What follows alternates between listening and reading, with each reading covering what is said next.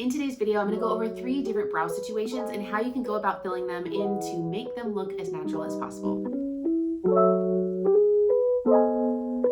My name is Megan Brown. I'm a professional makeup artist. I often get asked what you should be doing with your brows. So today I'm taking a few of the most common situations that I see with eyebrows and showing you how I would go about them and the techniques that I would use to help make your life a little bit easier with having brows that you love. Brows are all about your personal preferences. If you go too far in one direction, whether that is super natural or super bold, if it's out of your comfort zone, it's gonna feel like your brows are walking into the room before you are. Brows can really up-level the way that your overall makeup looks. Although I believe you should have a completed shape to your brow, the level of how much you're using is really going to be based off of your own personal preferences and what you perceive to be beautiful. Use the chapters listed in the description below to jump over to the brow situation that applies to you most. You don't need to watch every single brow situation when it doesn't apply to you, otherwise it's just an overload of information in how you should go about your brow. So check that out and then fast forward over to that section. And one last thing I want to mention before we jump into those brow situations, now you also might like the way a brow looks on someone else and then you try it and it just doesn't work for you. So there is a little bit of that testing period to really find out what you like, and don't be afraid to go out of your comfort zone for like a week with your brows in order to learn what you like and really what you don't like. Let's jump into brow situations and what I would personally recommend in this situation. I want to first start with talking about sparseness in brows and the options that you have to use for makeup when it comes to having sparse brows. Now this means that you have hair in your brow, but you need to fill in a couple of key places in order to make it look like a more completed full shape. I am going to use my little pen to create little strokes of hair throughout both brows. Now with the first brow, I'm just noticing a few key places that will help give a little bit more definition to this brow and what I would personally do if I was going to go about doing this brow. Now if she likes to have a more natural looking brow, I would only do a pen and I would just create little strokes through this area in the arch here, and then I would go out here to this outer edge.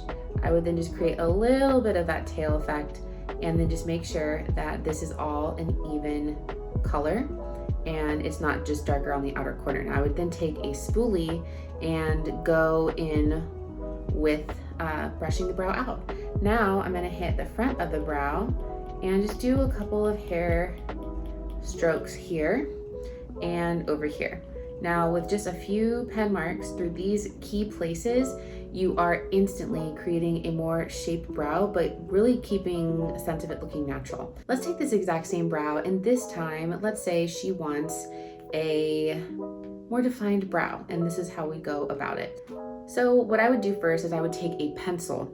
I would take that pencil and really start sketching out the outer part of this brow, because this is where it is the most sparse, and maybe a little bit through here, knowing that we are going to brush this out to make it a more subtle but bold brow. After the pencil, I would then take a shadow and go right on top of it to make it a little bit more defined and really set that pencil in place.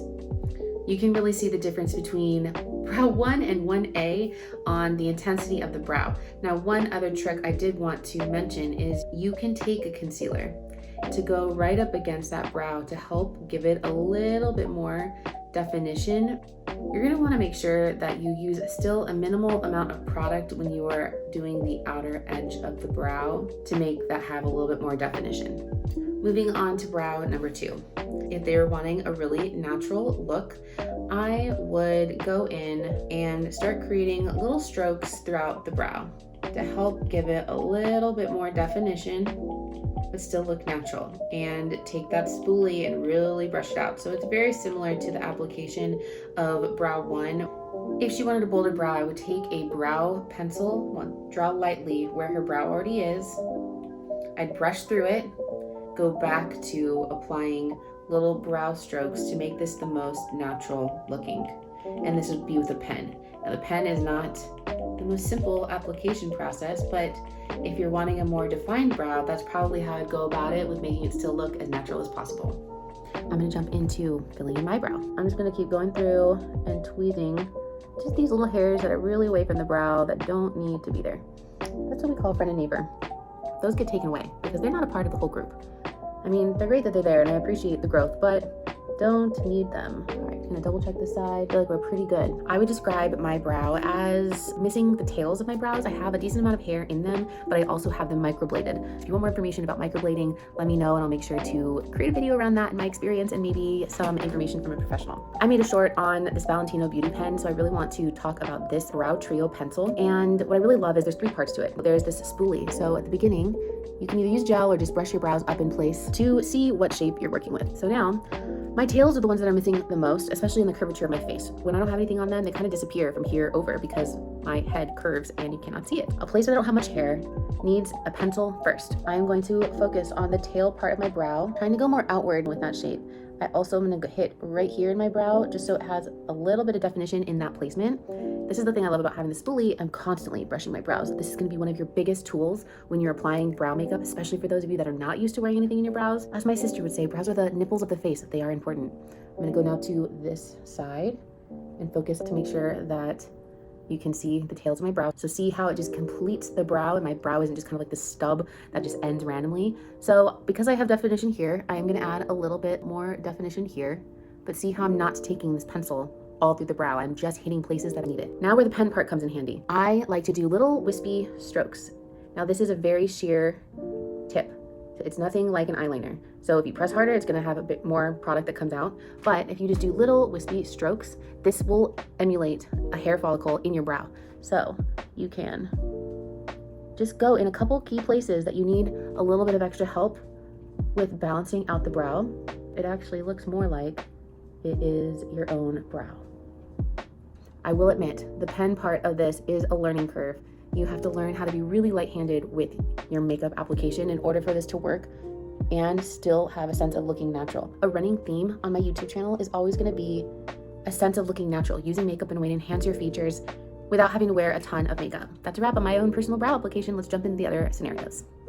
A missing tail situation. Now, anytime you don't have hair in a place in your brow, you're gonna wanna use some kind of pencil or pomade or something that is like really creamy and it's gonna stick to the skin. This is gonna help you layer a powder on top of it so it doesn't disappear throughout the day and it still stays on. Let's take this color in the brow, and first we are going to use a pencil over here. We're gonna make sure that that shape is really showing. If you don't put on enough product, it's gonna just disappear into nothing. You're gonna then wanna have a nice transition between that pencil and the hair. You do not need to fill in the entire brow with the pencil when there's hair at the beginning of the brow. This is going to help still keep that sense of looking natural because you have the natural hair growth and then transitions into your makeup versus just being a fully made up brow. I would then take a powder. You're gonna go over this part of the brow to set it. That way, this does not move around and it is staying in place. You can then take the powder part of this application and just lightly fill in the rest of the brow just to give a little bit of consistency. So the tail of the brow has the pencil and the shadow. The rest of the brow just has the shadow. Then you're gonna brush that out as much as possible to make sure that it is soft and even and it really looks like your own brow.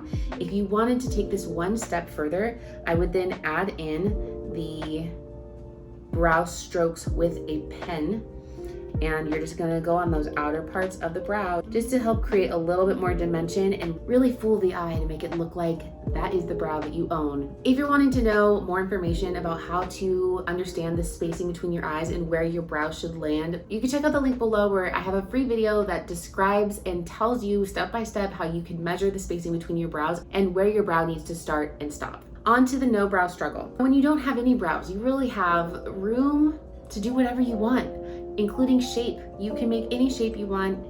If you're wanting the brow to look more natural, which is pretty much what this channel is all about, this is how I would go about it. If she wants to have a brow that is consistent and really shows up, then you're gonna have a few steps that you need to take. If you're not great at creating a shape to your brow, you're gonna wanna use like a stencil that can help. If you want more information on something like that, let me know in the comments and I'll create a video around how to use a brow stencil. Please don't pay attention to the mascara. This is not my client. She's gonna need more of a taupe tone in her brows. You're gonna wanna make sure this isn't warm and you're gonna wanna make sure that the color is going to be soft because you can tell that she is fair and she has lighter colored hair. Now, I would probably start right about here with building your shape. You're gonna wanna either use like a dip brow from Anastasia or a brow pencil or pomade, something that's creamy as a base, so then that way we can layer on top of it. I would first start with taking a brush and just focus on creating my shape first. And figure out how thick do we want these brows to be. This is about the shape that I would probably draw on. I'm gonna go over here again. And if you're unsure of how far to take, I am going to use this as a reference for now. So you'll take that pomade and you're just gonna start with working out your shape. Now, this is where you can still take that spoolie and keep brushing through the brow, especially if you put this product in a placement that you're not sure of or you don't want, okay? So first step is your pomade or pencil. Second step is gonna be your brow powder. Layer over to really set the brow and make sure that it is set and it does not look too made up. The last thing you want when you don't have hair at a certain part of your brow is the brow to have shine to it, which is why when you use a brow powder, it's gonna help eliminate that shine and make that brow way more believable. And I think that when you go from a zero brow to then a full brow, depending on what your level of comfortness is with this, you're gonna need to brush most of that product out. Is this the most perfect brow that you've ever seen? No, but you get the idea of the steps that you need to take when you have this brow situation. One brow situation I did not have an example for was a very full brow. The first product I would go about is getting like a styling wax. You want that hair to all stay in place once you're done. I love the Anastasia Brow Freeze, and then I would take a pen and just apply it in a couple of key places that need a little bit of extra help. Now that you've seen the most common struggles that women face when it comes to brows, and you've seen my own personal makeup application, I wanna know, what is your personal brow struggle? Let me know in the comments, and I'll be sure to give you a couple of ideas of what I would recommend on how to go about them. To wrap up this video, I wanna end it with a couple of key tips. First key tip is the color of the brow product that you use. Typically, you want your eyebrow color to be 1 to 2 shades lighter than your hair. You don't want your brows to be darker or bolder than your hair color. Tip number 2 is the color that you're using should always be ashy. Now, unless you are a redhead, you do need to have a little bit of that balance between adding in that warmth and still having an ashy looking brow. Once you go with warmer tones in the brows, they can really look more red on the skin, and it can kind of give this sense of something is off, but you can't put your finger on it. And my biggest tip with brows is to constantly be brushing your brows out with a spoolie. It's gonna help show you what shape you're working with, and while you are applying product in your brows, you're just gonna be softening it and constantly getting that brow to look natural, even when you're adding more makeup. So don't be afraid to keep brushing it through. You can always add more as you go. So stay on the lighter side and build as you need it. I hope that you were able to get some clarity around your brow struggle and how you can go about creating a better brow within your makeup. As always, if you have questions about any of the information or you would like me to go over anything else that has to do with brows, let me know in the comments. I will be checking them, I will be responding to them, and it helps me create better content to help you understand makeup and really just simplify it. Subscribe if you haven't already, and I will see you in the next video.